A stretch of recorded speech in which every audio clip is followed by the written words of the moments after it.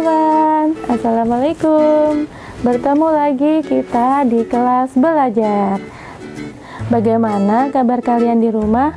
Semoga kalian semua selalu sehat dan tetap bersemangat belajar online dari rumah.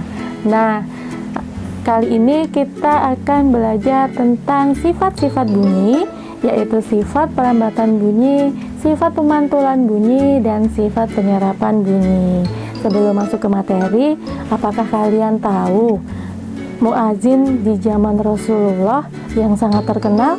Betul sekali, Bilal bin Rabah.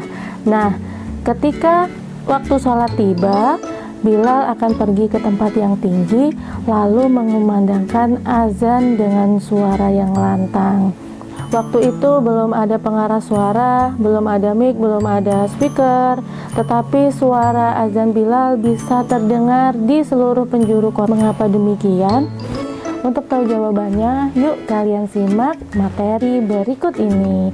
Semangat ya salih-salihah, tetap hebat, selalu luar biasa, keren, berkarakter. Materi kali ini adalah materi tematik, tema 1, subtema 3, muatan ilmu pengetahuan alam tentang sifat-sifat bunyi. Menuju sifat yang pertama, yaitu sifat perambatan bunyi. Seperti yang sudah kalian ketahui, bunyi merambat melalui media perantara, yaitu media benda padat, media benda cair, dan media benda gas atau udara. Hal yang perlu kalian juga ketahui adalah bahwa bunyi tidak bisa merambat di ruang hampa udara. Sifat bunyi yang kedua yaitu sifat pemantulan bunyi.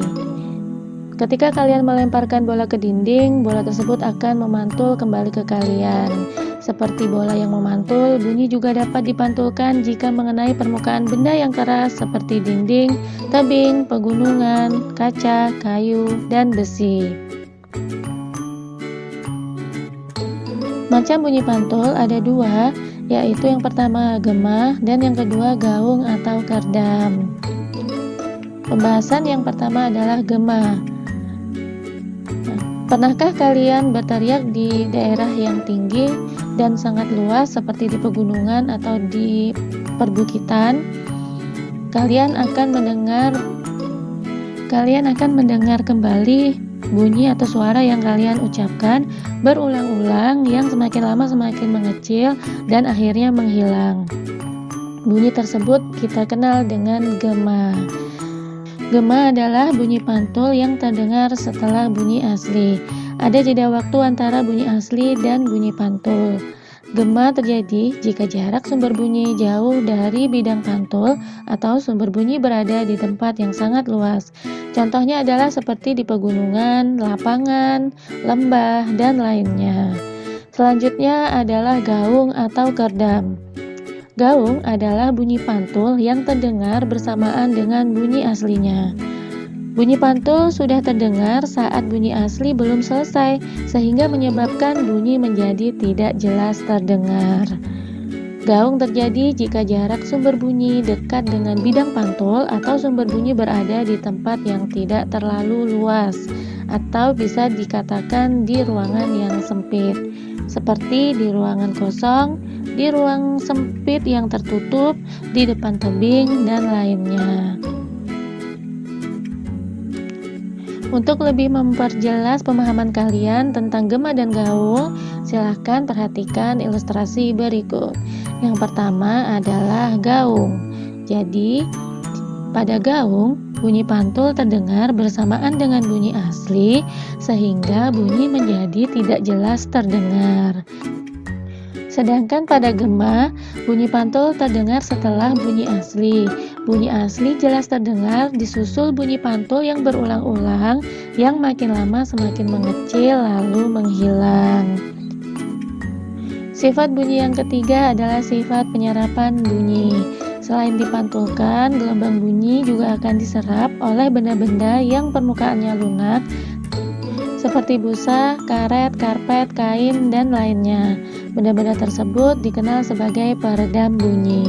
Sifat bunyi ini dimanfaatkan untuk melapisi dinding ruangan untuk menghilangkan gaung atau kerdam. sehingga bunyi atau suara menjadi jelas terdengar. Contohnya adalah pada ruang studio musik, pada ruang bioskop, dan ruang radio. Nah, apakah kalian sudah tahu jawabannya?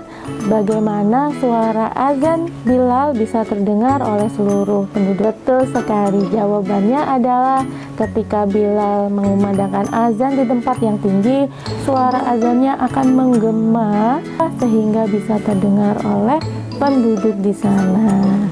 Nah, setelah kalian menyimak materinya, sekarang giliran kalian untuk mengerjakan tugas yang ada di LKPD yang sudah dibagikan. Ingat ya, kerjakan dengan bahagia. Semangat terus ya salih-salihah, tetap hebat, selalu luar biasa, keren, berkarakter. Sampai di sini kelas belajar kita hari ini. See you again in next kelas belajar. Bye. Assalamualaikum.